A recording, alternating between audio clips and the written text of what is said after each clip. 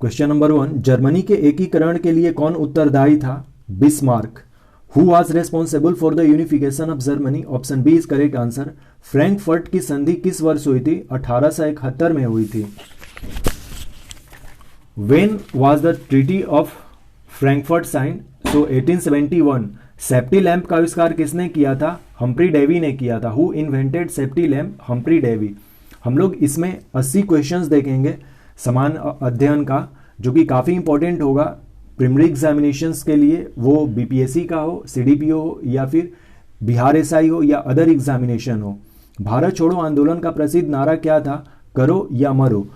What was the famous slogan of quit India movement? Do और die. और quit India movement 1942 में start हुआ था। क्वेश्चन नंबर 5 जो है, समाजवादियों की बाइबिल किसे कहा जाता है? तो दास कैपिटल। और दास कैपिटल जो है यह मार्क्स ने लिखा था, कार्ल मार्क्स ने लिखा था। What is the Bible of socialist called? Das Kapital. भारतीय राष्ट्रीय कांग्रेस की स्थापना कब हुई थी? 1885 में, 28 दिसंबर 1885 में। When was the Indian National Congress established? 1885। Gandhi ji ने भारत में सत्याग्रह का पहला प्रयोग कहाँ किया था? तो चंपारण में किया था। और चंपारण में 1917 में चंपारण आंदोलन के जरिए यह स्टार्ट हुआ था, सत्याग्रह पहला गांधी जी का। Where did Gandhi ji first use satyagraha in India? तो इन चंपारण। मुद्रण का आविष्कार कहाँ हुआ था? तो चीन में हुआ था। Where was printing invented? So China में आविष्कार हुआ था। यह समान अध्ययन का पेपर है जिसमें कि बिहार से भी रिलेटेड काफ़ी क्वेश्चंस हैं, तो काफ़ी इंपॉर्टेंट होगा खासकर बिहार के एग्जामिनेशन देने वाले कैंडिडेट्स के लिए। एशिया और यूरोप के बीच कौन प्राचीन स्थल व्यापारिक मार्ग था? तो रेशम मार्ग कहा जाता है। आज इसी को चाइना जो है रिवाइव कर रहा है बेल्ट एंड रोड इनिशिएटिव के according. Which was the ancient trading land route between Asia and Europe? So silk route. Option B correct answer. Next question number 10, Chauri Chaura कांड के बाद गांधी जी ने निम्नलिखित में से किस आंदोलन को बंद कर दिया था? तो असहयोग आंदोलन। Which of the following movement did Gandhi ji withdraw after Chauri Chaura incident? So non cooperation movement. Non cooperation movement 1920 से 1922 तक चला था। चौरी चौरा का जो इंसिडेंट था वो 4 और 5 फरवरी के रात में हुआ था। 4 या 5 फरवरी 1922 में हुआ था, लेकिन अभी उत्तर प्रदेश सरकार ने इसे फाइनली रिकॉग्नाइज कर दिया है 4 फरवरी 1922। चौरी चौरा का घटना कब हुआ था? 4 फरवरी 1922। और चौरी चौरा गोरखपुर के आसपास है, गोरखपुर जिला में है, गोरखपुर के पास। अंतर्राष्ट्रीय मजदूर दिवस कब मनाया जाता है? तो 1 मई को। When is international labour day celebrated? Show 1 में। वर्तमान में भारत में कितने केंद्र शासित प्रदेश हैं? तो भारत में अभी 8 केंद्र शासित प्रदेश हैं और 28 स्टेट हैं। How many union territories are there in India at present? तो 8। ऊपर से नीचे की तरफ मैं बोल रहा हूं। सबसे पहले लद्दाख, उसके बाद जम्मू कश्मीर, थर्ड पर चंडीगढ़, 4th पर दिल्ली, फिर हम लोग आ जाते हैं 5th पर दमन दीव एंड दादर नगर हवेली। ये चारों मिलकर अब एक ही हैं, तो ये 5वां हो गए। 6 पर अपना हो जाएगा पुडुचेरी, 7 पर लक्षद्वीप और 8 पर अंडमान एंड निकोबार। सूचना का अधिकार संबंधी कानून कब पारित हुआ था? तो 2005 में हुआ था। When was right to information act pass? तो 2005। किसने कहा था लोकतंत्र जनता का, जनता के द्वारा तथा जनता के लिए शासन है? तो अब्राहम लिंकन ने कहा था। ऑप्शन बी करेक्ट आंसर है। क्वेश्चन नंबर 15 से पहले इसका इंग्लिश देख लेते हैं। Who said democracy is the people, by the people and for the people? Abraham Lincoln के द्वारा कहा गया था। पंचायती राज संस्थाओं को संवैधानिक दर्जा किस संविधान संशोधन से प्राप्त हुआ है? तो 73वां जो है उसके द्वारा। By which constitutional amendment act Panchayati Raj system constitutional entity?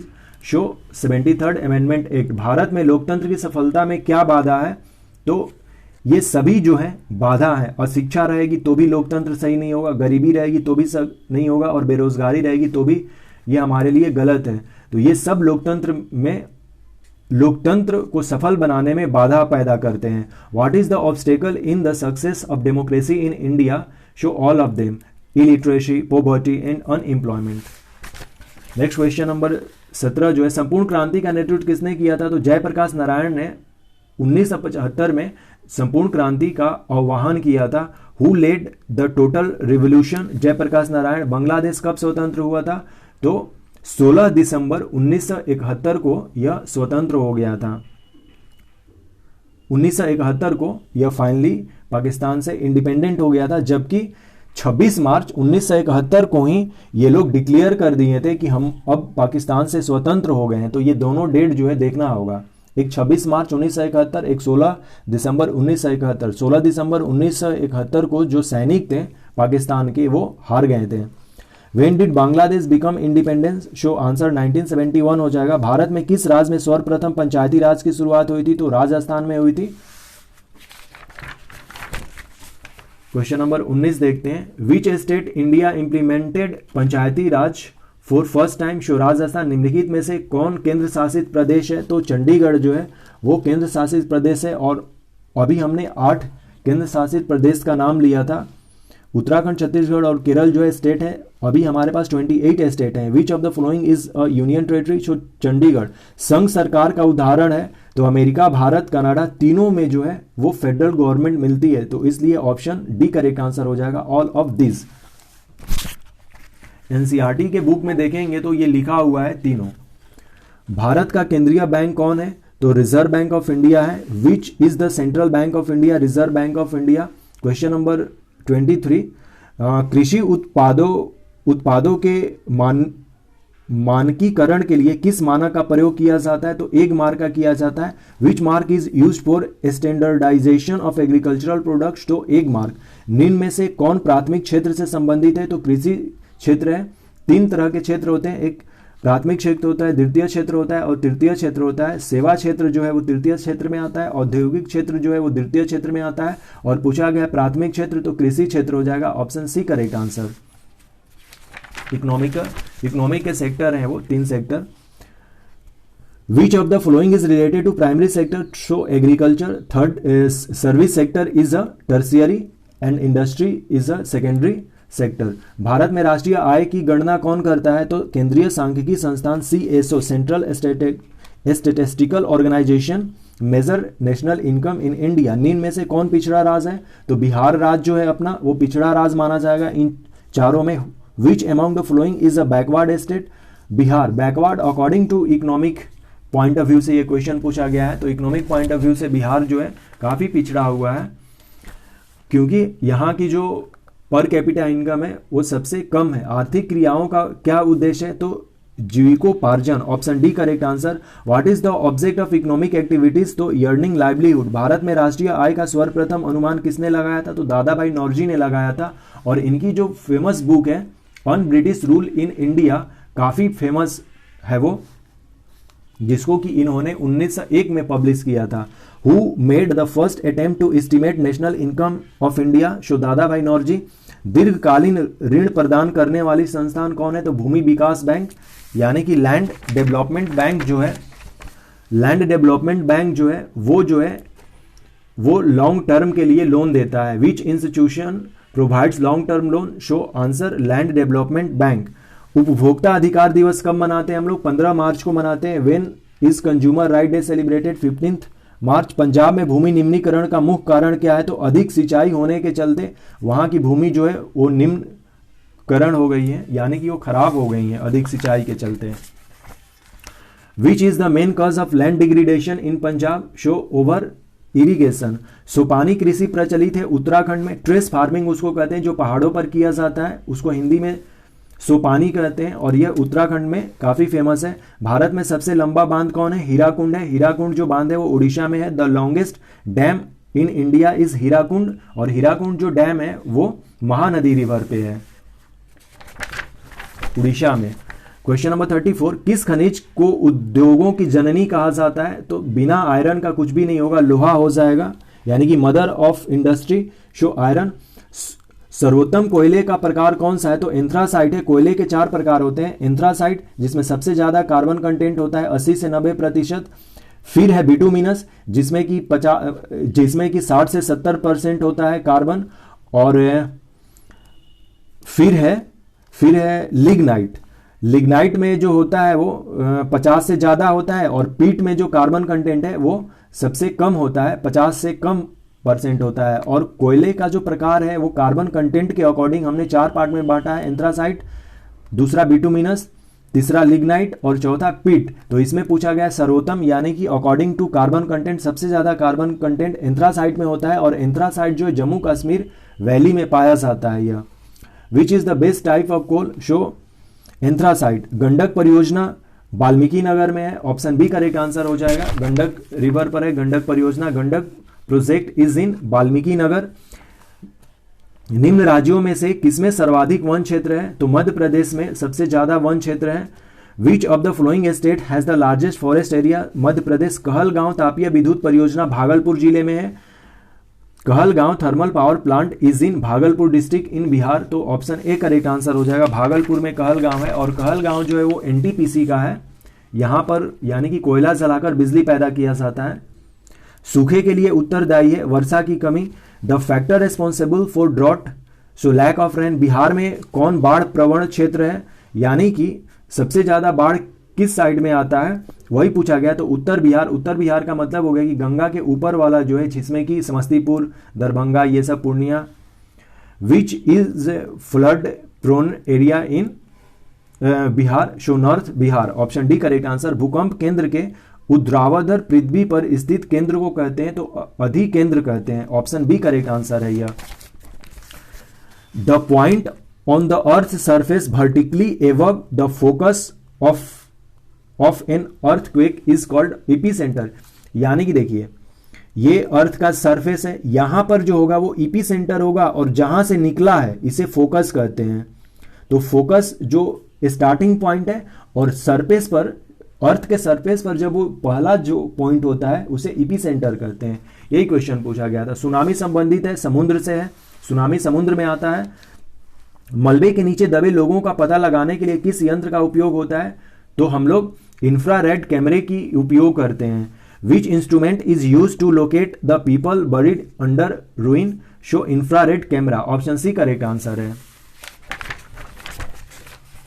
Question number 44, निम्नलिखित में कौन प्राकृतिक आपदा है, तो भूकंप प्राकृतिक आपदा हो जाएगा। आपदा दो तरह के होते हैं, एक प्राकृतिक आपदा होता है और एक मानव जनित आपदा होता है। तो आग लगना, बम विस्फोट और रासायनिक दुर्घटना, ये सब मानव जनित घटना है, जबकि भूकंप जो है वो प्राकृतिक आपदा है। निम्न में से कौन खरीफ फसल है, तो धान जो है वो खरीफ फसल है, गेहूं, जौ, तिलहन ये सब रबी फसल है। ऑपरेशन फ्लड किससे रिलेटेड है, तो डेयरी विकास से रिलेटेड है, और जो ऑपरेशन फ्लड के फादर माने जाते हैं वो डॉक्टर वर्गीस कुरियन माने जाते हैं। दुग्ध उत्पादन के लिए ही ऑपरेशन फ्लड किया गया था। जैसे कि ग्रीन रेवोल्यूशन जो है, इसको व्हाइट रेवोल्यूशन भी कहते हैं, ऑपरेशन फ्लड को व्हाइट रेवोल्यूशन कहते हैं, डेयरी डेवलपमेंट से है। और व्हाइट रेवोल्यूशन के जो फादर है वो डॉक्टर वर्गीस कुरियन को कहा जाता है। जैसे कि ग्रीन रेवोल्यूशन जो है अनाज पैदा करने के लिए था, उसी तरह से ऑपरेशन फ्लड दुग्ध उत्पादन के लिए था। रिजर्व बैंक ऑफ इंडिया की स्थापना कब हुई थी, 1935 में हुई थी, option B correct answer. Bharat में पहली सूती मिल कहां स्थापित हुई थी, तो मुंबई में हुई थी, और मुंबई में यह 1854 में हुई थी, 54 में हुई थी मुंबई में। Where was the first cotton mill established in India, so Mumbai, option B correct answer. Question number 49, निम्नलिखित में से कौन संचार सेवाओं का अंग है, तो ये सारे हैं, समाचार पत्र हो, टेलीफोन हो या टेलीविजन हो, ये सब जो है सेवा संचार के अंग है। मानवीय पूंजी निर्माण का मुख्य घटक है, सभी है, स्वास्थ्य सेवाएं होनी चाहिए, आवास होनी चाहिए, शिक्षा एवं प्रशिक्षण होनी चाहिए। The main component of human capital formation is all of this, health service होनी चाहिए, एकोमोडेशन होनी चाहिए, एजुकेशन एंड ट्रेनिंग होनी चाहिए। क्वेश्चन नंबर 51, वैश्वीकरण का क्या अर्थ होता है, तो वैश्वीकरण का मतलब होता है विश्व अर्थव्यवस्था से समन्वय, यानी कि what is globalisation, what does globalisation mean. Globalisation का मतलब क्या होता है कि कोऑर्डिनेशन विथ वर्ल्ड इकोनॉमी के साथ हमें कोऑर्डिनेशन करना होता है। अर्थव्यवस्था के किस क्षेत्र से हरित क्रांति संबंधित है, तो प्राथमिक क्षेत्र से, यानी कि ग्रीन रेवोल्यूशन, जिसको कि इंडिया में ग्रीन रिवॉल्यूशन जो है 1965 में हुआ था और यह अनाज से रिलेटेड है। तो अनाज का मतलब क्या हुआ, प्राथमिक क्षेत्र यानी कि कृषि क्षेत्र से रिलेटेड है। तो यही पूछा गया था indirectly, green revolution is related to which sector of economic, so primary sector. निम्नलिखित में से कौन सा संस्थान भारत में मुद्रा जारी करने के लिए अधिकृत है, तो reserve bank of India, option A correct answer हो जाएगा। Which of the following resource is authorized to issue currency in India? So reserve bank of India जो है वो पैसे को इशू करता है, करेंसी। बिहार राज्य एक कृषि प्रधान राज्य है, खनिज तो है नहीं, उद्योग भी बहुत कम है, पशुपालन है, लेकिन कृषि प्रधान ज्यादा बेहतर होगा। Bihar state is agricultural oriented. निम्नांकित में कौन हमारे रहन सहन के स्तर को प्रभावित करता है, तो प्रति व्यक्ति आय जो है वह रहन सहन को डिफाइन करता है। Which of the following affects our standard of living, so per capita income. जितनी पर कैपिटा इनकम ज्यादा होगी उतनी स्टैंडर्ड ऑफ लिविंग जो है वो अच्छी होगी। क्वेश्चन नंबर 56, बिहार में कितने जिले हैं, तो 38 जिले हैं। बिहार में प्रायः कैसी मिट्टी पाई जाती है, तो जलोढ़ मिट्टी पाई जाती है। Option C, which type of soil is mostly found in Bihar, alluvial soil. Ayurveda का जनक किसे कहा जाता है, तो चरक को कहा जाता है, father of medicine. Father of Ayurveda होगा, तो आयुर्वेद एक पार्ट है मेडिसिन का, तो known as the father of Ayurveda Charak. Bihar में कितने प्रतिशत क्षेत्र में वन है, तो 7%। और एग्जैक्ट यदि वैल्यू देखा जाए तो 7.3% के आसपास है। What is the percentage of forest area in Bihar, तो 7% इसका सही आंसर हो जाएगा। निम्न में से कौन लोह युक्त खनिज का उदाहरण है, तो magnetite. Which of the following is an example of iron rich mineral, so magnetite, option A correct answer. Next question number 61, सबसे घटिया कोयला है पीट। अभी हम लोगों ने देखा कि कोयले के 4 प्रकार होते हैं, एंथ्रासाइट पहला, बिटुमिनस दूसरा, तीसरा लिग्नाइट और चौथा पीट। सबसे ज्यादा कार्बन कंटेंट एंथ्रासाइट में होता है 80 से 90%, बिटुमिनस में 70 से 80 के आसपास होता है, लिग्नाइट में 50 से ज्यादा होता है और पीट में 50 से कम % होता है कार्बन कंटेंट। मोस्ट इंफीरियर कोल पीट हो जाएगा। निम्न में से कौन रोपण फसल नहीं है, तो धान जो है रोपण फसल नहीं है। रबड़, गन्ना और चाय को जो है हम प्लांटेशन कर सकते हैं। भारत की प्रमुख खाद्यान्न फसल है, तो धान जो है सबसे ज्यादा खाई जाती है और मैक्सिमम लोग जो है वो चावल खाते हैं, इसलिए धान उसका सही आंसर हो जाएगा। कि विच is the most important food crop of India, show paddy. Bihar में कितना प्रतिशत कृषि क्षेत्र है, तो 80% है। बिहार में रज्जू मार्ग कहाँ है, तो राजगीर में बनाया गया है, यानी कि रज्जू मार्ग का मतलब होता है ropeway in English, show Rajgir सही आंसर हो जाएगा।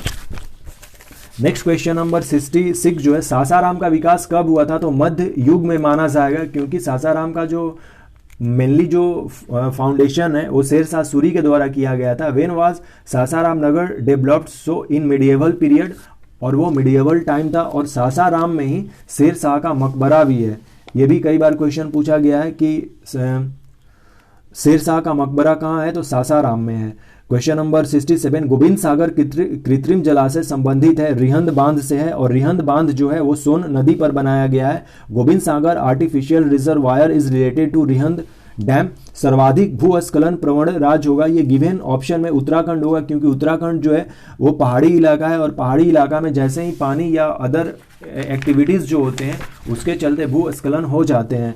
The most landslide prone state is Uttarakhand. Bihar का कौन सा भाग सर्वाधिक सूखा है, तो दक्षिणी बिहार जो है वो ज्यादा सूखा है और जो उत्तरी बिहार होता है ये बाढ़ के लिए जाना जाता है। Which part of Bihar is most drought prone, show south Bihar. 1871 में कौन सी संधि हुई थी, तो फ्रैंकफर्ट की संधि हुई थी। Which treaty was signed in 1871, treaty of Frankfurt, option A correct answer. Question number 71, 1830 की क्रांति के बाद फ्रांस में किस प्रकार का शासन स्थापित हुआ, तो संवैधानिक राजतंत्र हुआ। रूस की बोल्शेविक क्रांति का नेतृत्व किसने किया था, तो लेनिन ने किया था। रूस की बोल्शेविक क्रांति का नेतृत्व किसने किया था, तो लेनिन ने किया था। तिनकटिया प्रणाली किन पर लागू थी, किसानों पर लागू थी और यह चंपारण जिले में लागू थी। और इसी तिनकटिया प्रथा को समाप्त करने के लिए गांधी जी चंपारण आए थे और उन्होंने चंपारण सत्याग्रह 1917 में स्टार्ट किया था। Next question, to whom was the Tinkathia system applied, show on farmer. पर जालियांवाला बाग हत्याकांड की जांच के लिए सरकार ने किस समिति का गठन किया था, तो हंटर कमीशन का।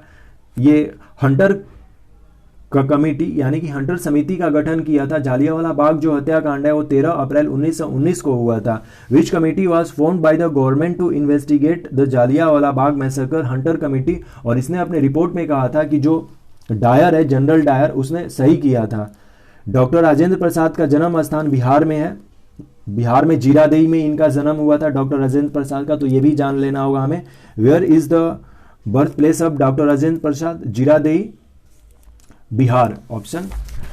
इनके गांव का नाम जीरादेई था। ककोलत जलप्रपात जो है बिहार के किस जिले में स्थित है? तो नवादा जिले में है। Kakolat waterfall situated in which district? So Bihar में है। किस देश की सीमा बिहार से जुड़ी है? तो नेपाल की है। गठबंधन की सरकार बनाने के लिए किस प्रकार की दलीय व्यवस्था की जरूरत होती है? तो बहुदलीय व्यवस्था की जरूरत होती है, यानी कि गठबंधन की जो सरकार होती है बहुत सारे दलों से मिलकर ही बनती है। क्वेश्चन नंबर 79 से पहले, what deed of party system is required to form a coalition government show multi party system? Bharatiya Janata party के प्रथम अध्यक्ष अटल बिहारी वाजपेयी थे। Option D correct answer. और भारतीय राष्ट्रीय आपातकाल की घोषणा जो है 1975 में इंदिरा गांधी के द्वारा की गई थी। इंदिरा गांधी उस समय भारत की प्रधानमंत्री थी। एक्चुअली यह आपातकालीन जो है वो राष्ट्रपति करते हैं घोषणा। तो पहला जो है राष्ट्रीय आपातकाल की घोषणा जो है 1975 में हुई थी। ऑप्शन बी करेक्ट आंसर है इसका।